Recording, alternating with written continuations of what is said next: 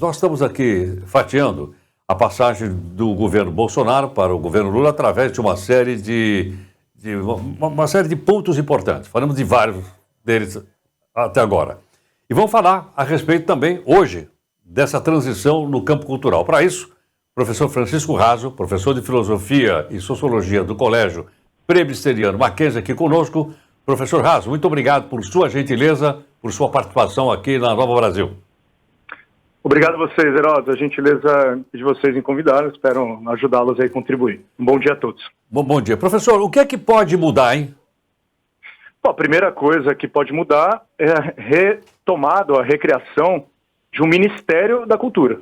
O governo Bolsonaro, seguindo ali os primeiros passos que foi dado pelo governo Temer, liquidou a pasta e transformou o Ministério da Cultura numa mera secretaria. Então, pontualmente, a primeira coisa que a gente vai visualizar ou vislumbrar é justamente a restauração desse ministério.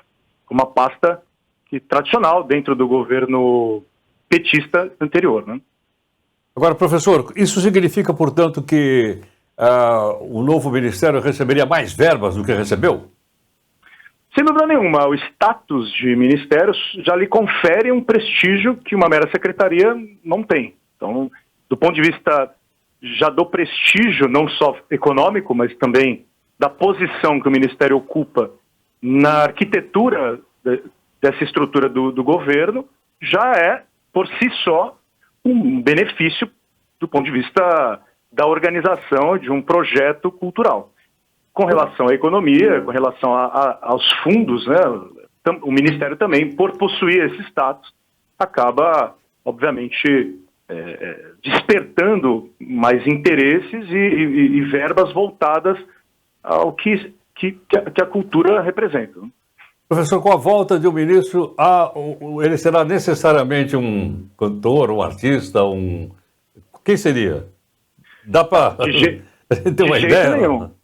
Olha, não necessariamente É que assim, o Ministério da Cultura nos governos Lula anteriormente, de fato foi marcado por um grande artista, que é o Gilberto Gil, e se tornou aí quase que um parâmetro do que esperar do Lula. Mas não só isso, não precisa ser só um artista, um cantor, é que dar a esse status do Ministério da Cultura para um artista representa alguém que, de alguma forma, tem também o prestígio.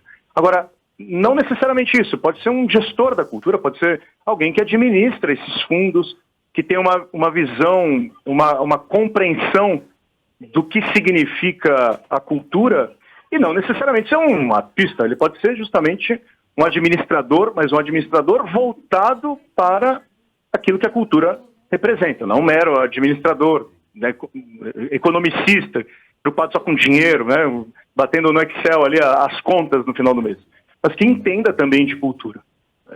Acho que também podemos esperar isso do Lula, vai depender do seu governo, de como ele vai articular tudo isso. É difícil prever, né?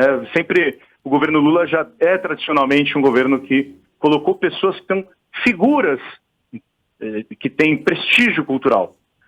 Não dá para saber se ele vai fazer isso de novo, mas uma coisa a gente tem certeza, ele vai fortalecer esse ministério, né? Ele vai transformar o ministério numa pasta importante para o seu governo. Perfeito. Professor Francisco Raso, muito obrigado por sua gentileza, por sua participação aqui conosco. Muito obrigado. Obrigado, senhor. Um bom dia para todos os ouvintes. Ok, professor Francisco Raso é professor de Filosofia e Sociologia do Colégio Presbiteriano Mackenzie. Todos os dias nós estamos dando um passeio aí em direção ao amplo espectro, né, que é a passagem de um governo para outro.